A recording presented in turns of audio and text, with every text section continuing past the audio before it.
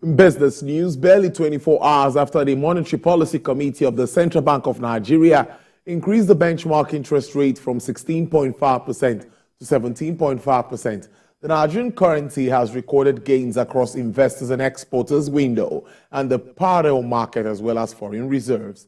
Last week, the Naira appreciated by 0.1% to 461 Naira 50 kobo per US dollar at the I&E window as external reserves rose marginally, rising by $2.61 million week on week to $37.21 billion as of 18th January 2023. Also, activities at the interbank the spot exchange rate changed from the previous 55 Naira to $1 from last week. According to analysts, FX liquidity issues will remain over the short to medium term as they do not see any positive signals that denote an improvement in FX supply relative to the pre-pandemic levels. Now, worried by the state of lingering fuel scarcity across the country, the federal government has announced the constitution of a 14-man committee to find a lasting solution to the disruptions in supply and distribution of petroleum products. The government, in a meeting with operators in the midstream and downstream sector of the oil and gas industry, noted that the move is part of measures towards developing strategic stocks for premium motor spirit, popularly called petrol, in key locations across the country. On the strategic stock, the executive director of distribution system, storage and retailing infrastructure, the midstream and downstream petroleum regulatory authority, Mr. Ogbugbu Koha, explains that the NMDPRA and stakeholders are going through the 8th draft regulations, which are the third batch put together by the authority, adding that the Nigerian strategic stock regulations is one of them. He adds that the strategic collaboration between regulators and operators will address all the contending issues confronting the supply of petroleum products in the coming weeks. Nigeria's mobile internet subscribers rose to 154.28 million in December 2022, representing a 37% increase in 8 years. Well, that's according to the latest report from the Nigerian Communications Commission. The Commission, in its recently updated industry statistics, disclosed that the total figure of mobile subscribers accounted for 154.27 million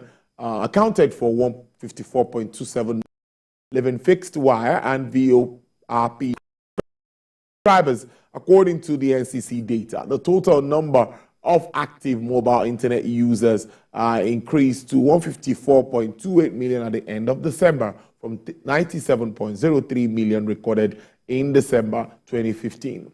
By implication, this means that the country's mobile internet subscribers increased by 57.24 million within the last 8 years.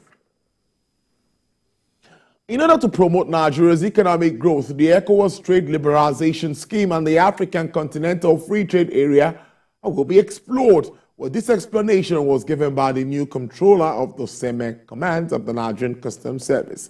Ifunanya Eze has the report. Following the recent restructuring of the Nigeria Customs Service, Controller Dera Nnaji assumes duties as the area controller at SEME border confection of the quarter guard mounted by command officers. He says he is confident that the SEME border will be the gateway to advancing the mandate of the African Continental Free Trade Agreement. Nigeria is gradually preparing itself and has actually commenced some processes towards the African Continental Free Trade Agreement. As you're also aware, that's also an agreement that is aimed at not just encouraging trade between Nigeria and East West African neighbors, but of course encouraging trade among all the countries in Africa. Although SEME border route has been an age-old trade route, he knows that only legitimate imports and exports will be permitted. There is so much international attention at SEME border. We are going to optimize that. Traders are also peaceful. We're also going to encourage them. Those of them that get involved in voluntary compliance, will encourage them more.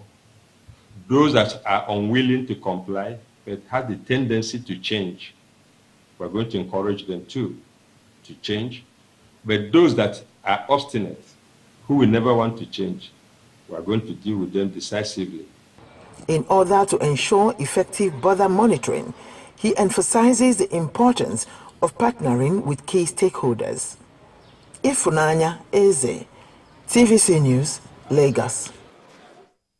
Asians' equities scaled their highest levels in 7 months after some regional markets reopened after holidays and the Australian dollar hit multi-month high.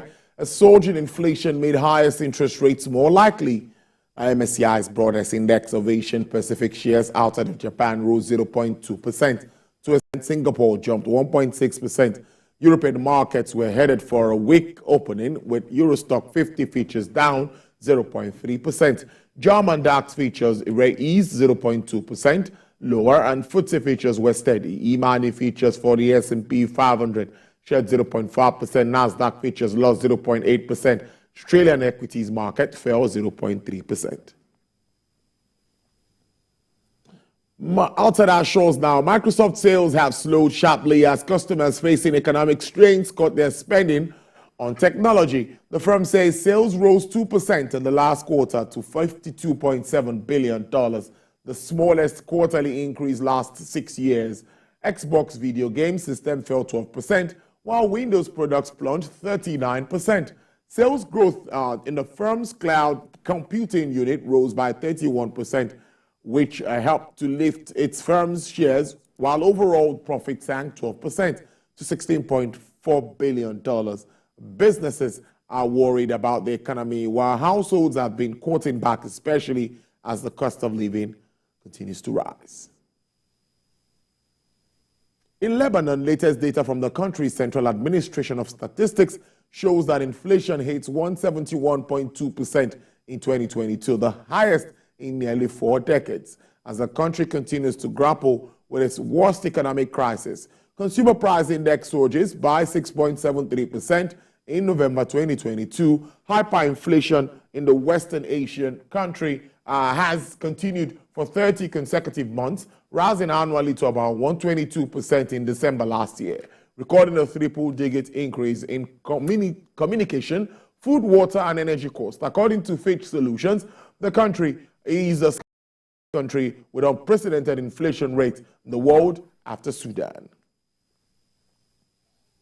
Well, crude oil prices inched higher today as optimism for a demand recovery in China and expectations that major producers will maintain currency output policy offset global recession worries. Now, U.S. West Texas Intermediate crude is selling at $80.24 per barrel with an uptick of 0.14%. Brent crude futures experiences an upward price margin of 0.19% to sell at $86.29 per barrel. Bonny Light sells at $87.14 with a price decline of 2.18%. And for the OPEC basket, crude oil dealers are offering $85.45 with an upward price review of 3.45%.